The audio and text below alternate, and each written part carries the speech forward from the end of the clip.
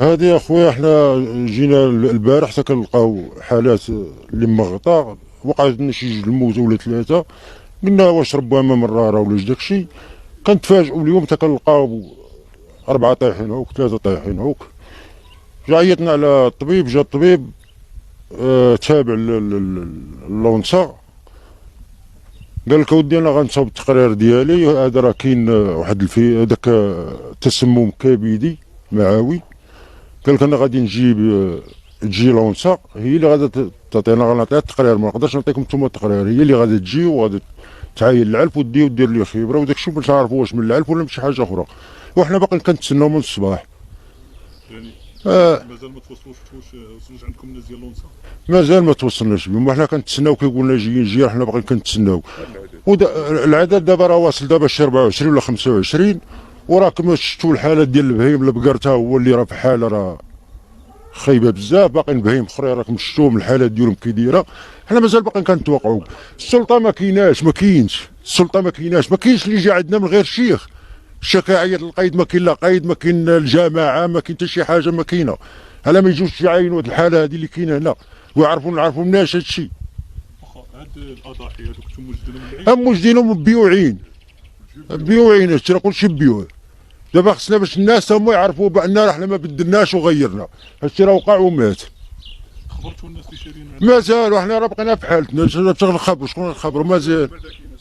تنعرفوا السبب ونعرفوا هذا، والناس راه غادا تعرف وغادا تسمع، هادشي راه غينتشر وغيتسمع وغيتعرف. ولا الساعه راه غادي يجيو الناس وغيعاينوا الطوانق ديالهم اللي ما عندهم النوامر ديالهم، راه غادي نعرفوا هادشي اللي وقع. هادشي اللي كاين. حنا راه ما عندكمش شي خلاف مع شي واحد؟ لا لا لا ما كاينش خلاف، حنا غير ولاد العم، حنا بعضياتنا ما كاينش. الا كان راه لونسا غتعطي غتشوف العلف، الا كان من العلف راه من العلف، الا كان تسمم واكلين وحنا ليحين والبادياتنا راه غيتعرف. حنا ولاد العم، ما كاينش شي واحد اللي هو براني، حنا كلشي هنا ولاد العم دايرين.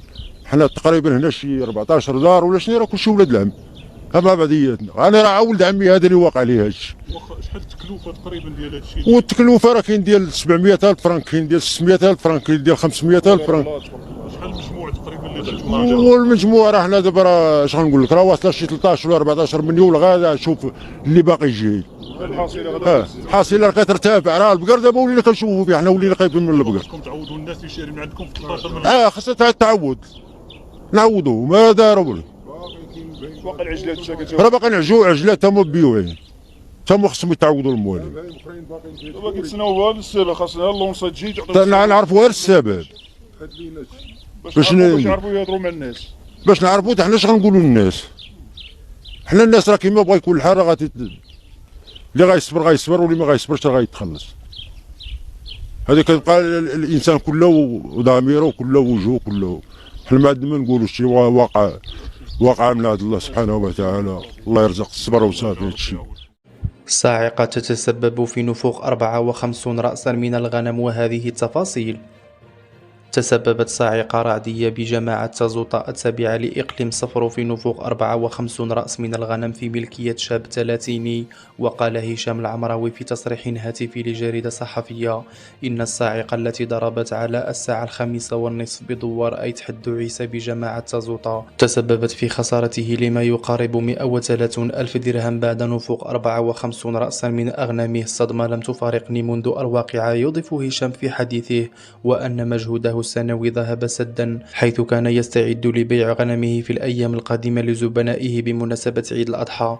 وأضاف الشاب 30 أن غنمه التي ضربتها الصاعقة الرعدية بينها الصغار والكبار كانت مصدر رزقه، سيما أنه يتيم الأب والأم، وأن حبه للماشية هو ما دفعه للاستثمار في تربيتها وبيعها وتوفير المال، مشيرا إلى أنه كان في إطار عقد قرانه، إلا أن الحادثة دفعت به إلى إلغاء كل شيء.